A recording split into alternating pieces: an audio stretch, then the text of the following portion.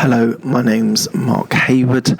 This is the Absolute Business Mindset podcast, and I want to, this is some of my thoughts, ideas and comments. So I wanted to talk to you about today was what you need to be. Now, you might start wondering, what do I mean by what you need to be? Well, there are 6 things that I think every person needs to be able to be successful in their business or career. So I would encourage you all to think about these things and think about how you can implement them in your life, in your career, in your business. So the first one I want to talk to you about is to have passion for your business or work. So to be truly successful, you've got to be able to be passionate and believe in what you're selling, whether that is a product, whether that is a service, whether that is in your business or whether that's in your career.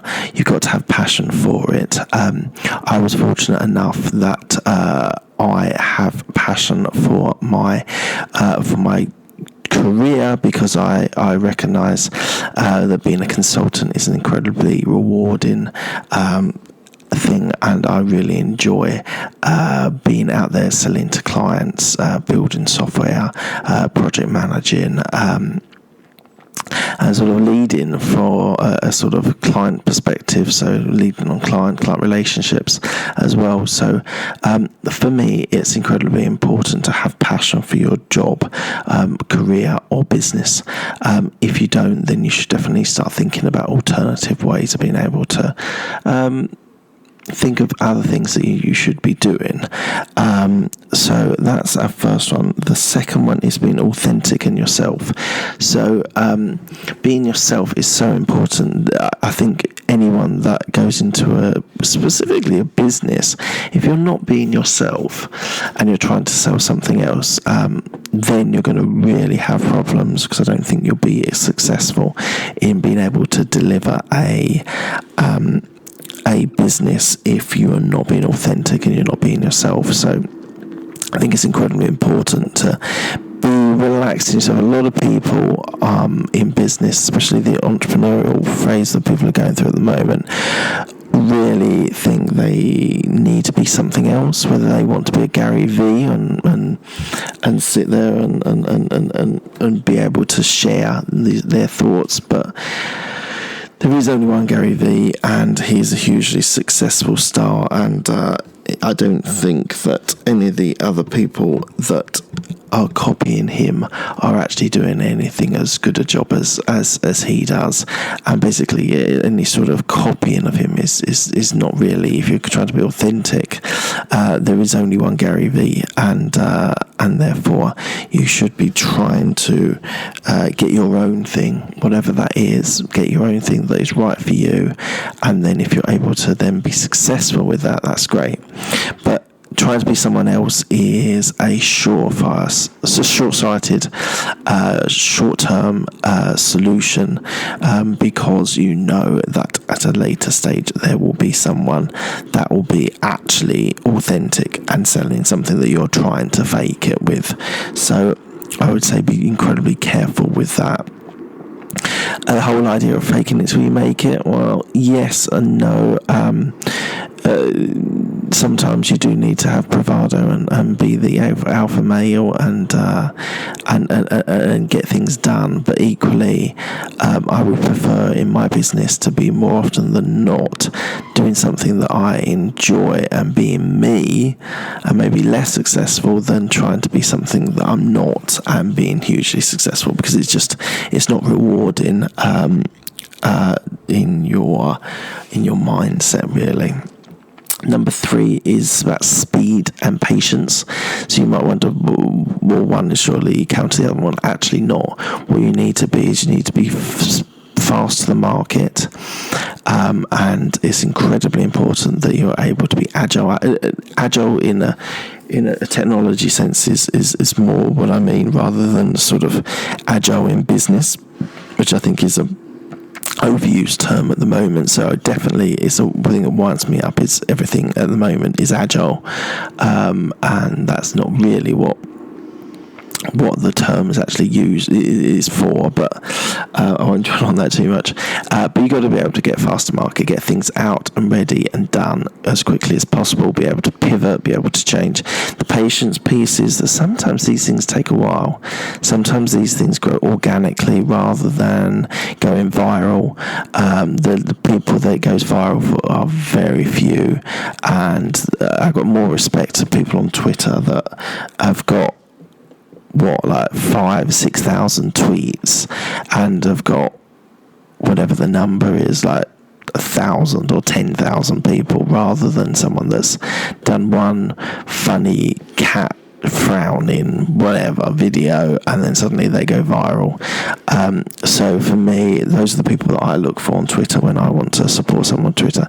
Someone who's hardworking, releases consistently, is patient, knows what they're good at, knows what they want to deliver as content, and just gets out there and does it. That for me are the true warriors of social media and of business. So I would much prefer for it to take a little bit longer and get it the way I want it, rather than necessarily having it all work so quickly for me, and I haven't really learned from my mistakes. I'm well happy to be making mistakes now and getting them right now. So it's equally, you need to be fast to market, but equally you need to be patient, just let things evolve, grow. The fourth thing is you need to think about what the next big thing is. So whatever. I'm a little bit thinking about working with Alexa at the moment. I've tried a couple of times. It's not really worked as best as I could, as best as it could. I have a feeling that Alexa and voice will be big. From a business point of view, I'm not terribly convinced. I can't see us sitting at computers talking Alexa, do this, do that. And providing a service, it doesn't quite fit for me, but I would equally say from a sort of Internet of Things, so the lights and you're turning a shower on, taking lists and asking for quotes or asking for music. I actually love Alexa. I've got a couple of devices and really, really enjoy using them, and specifically for musical, but I would say definitely there is so much more potential for it to immerse itself in the Internet of Things at home. So look out for that. So that's what I mean by next big thing. It might be a new service, a new product, or whatever that comes on market, but you need to be able to think about the bigger things that are still coming and get those. If you can get those right, then you get something that goes big quickly. And following on from that, to be able to look at websites, there's a couple of research companies that I look at to look at future trends. I always do it at the start of the year, and I tend to do it when I get a bit of spare time over in the summer as well. So look out for those sorts of things. They can be incredibly insightful and can really help you think about what the next big thing is going to be, and then be ready for it when it starts booming. The last one I want to talk to you about is learning from mistakes. So it's so important to learn from your mistakes. In my career, I am very much on make one mistake, make the mistake once, and then don't make that same mistake again. And I'm in the sort of lucky position where I can actually do that. I know the job, I know the skill set, I know the mindset, I know what needs to be delivered. There's obviously different things, different products, different services that we provide, but I pretty much pride myself on making few mistakes, and if they are, then they're rectified very quickly. But in the world of business, this is where sometimes you are on your own and you have to do what you think is best. And if you do make a mistake, then the speed and the pivot is still incredibly important. So you need to be able to change what you're doing if you're doing it wrong. But there's a lot more exposure when you're in your business rather than in a corporate environment. So learn from your mistakes, learn from them fast, pivot, change what you need to do to be able to deliver something better. So always keep an eye out for that and learning from your mistakes. You don't want to be repeating mistakes over and over and over again, because that won't just annoy me, it will annoy other people as well, so especially if they're customers or clients. So keep an eye out for that. I think it's incredibly important that I think that's not discussed enough, really. People need to be able to learn from mistakes and be able to work with them and make sure you get things right for your clients and customers. Okay, I'm going to stop it there. If you could please give me an iTunes review, if you get this off of Apple, it'd be great if you could leave me a review. I'm really happy to hear feedback. I've got my Twitter account, Mark Hayward 169. Please sign up for it. It'd be great to share my thoughts, ideas and comments with you. Equally, there is a website now, absolutebusinessmindset.com, so www.absolutebusinessmindset.com. On there you got some ideas about my coaching and some other products and services that I've got on there, as well as my podcast, so please check that out. Happy for you to reach out to me on that medium as well. Please can you subscribe to this podcast? Hopefully I've added some value and you found it interesting and would like to subscribe to that.